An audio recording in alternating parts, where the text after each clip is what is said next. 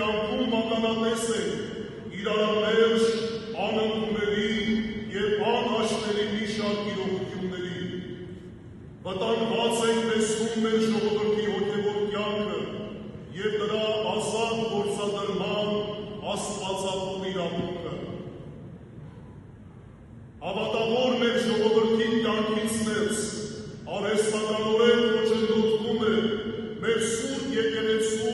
սուրբ առաքելության լիարժեք իրականացումը, խաթարում է նրա բնական ընթացքը։ Սիրելիներ, ալեկոծության մեջ է մեր առագաստը, սակայն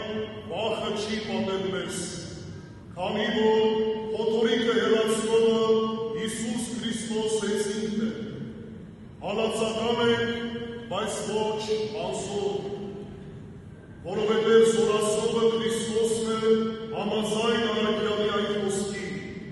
ամեն բան կարող է ինձ զորացնող Քրիստոսով։ Հափշտակված ենք, բայց ոչ կորսված, որովհետև հաստատողը և պահողը Տերն է, համաձայն Սաղմոս 2-ի խոսքի, քանզի դու չես լքի նրանց, ովքեր